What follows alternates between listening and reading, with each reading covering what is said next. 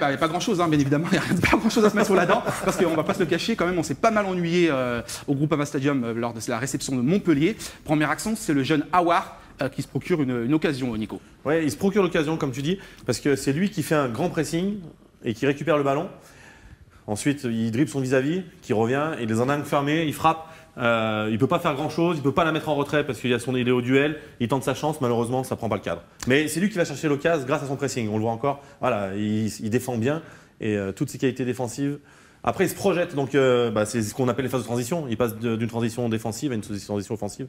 Voilà, il le fait plutôt bien. Deuxième action, par contre, là, c'était plus critiquable, on va dire. C'est l'action de Memphis. Donc c'est Maxwell Cornet d'ailleurs qui délivre une passe à Memphis. Encore Mariano qui fait encore un bon pressing. On l'a dit, un pressing haut. Belle passe de Cornet. Et là, en fait, il réussit bien son contrôle.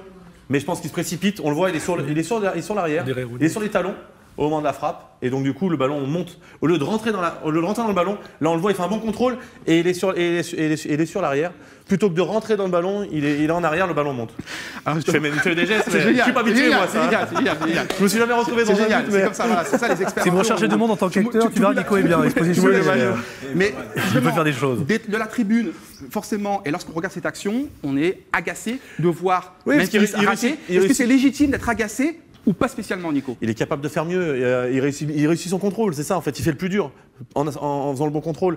Et après, il n'enchaîne pas comme il faut, il ne rentre pas assez dans le ballon. Bon, son défenseur revient, c'est compliqué, ça va 2000 à l'heure, mais un joueur de sa stature, on aimerait qu'il puisse faire la décision sur ses phases de jeu. Allez, troisième et dernière action, un joueur critiqué encore une fois, notre ami Maxwell Cornet.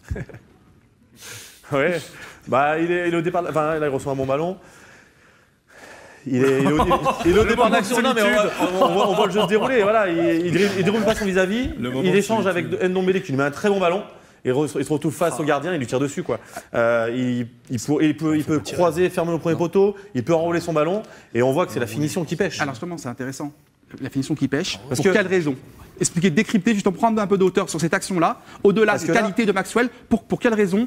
Et justement, à la fin, le manque de confiance, sûrement le manque de confiance, le manque d'habitude. C'est bien de se retrouver à l'entraînement dans ces positions-là, mais à l'entraînement, il n'y a pas d'opposition. Il n'y a pas le défenseur qui revient, il n'y a pas la pression, il n'y a pas l'enjeu. Et là, on sent bien qu'il combine bien avec Ndombele, qui lui met un super ballon entre les jambes du défenseur. Il se retrouve face au gardien, et il loupe son geste technique. Voilà, il manque d'efficacité, il manque de confiance. On peut mettre ça sur sa jeunesse, mais on peut mettre ça aussi sur le fait qu'en ce moment, il n'est pas bien, quoi. Il n'est pas bien dans sa tête, il n'est pas en confiance. Et malheureusement, il aurait pu changer la donne sur cette action-là.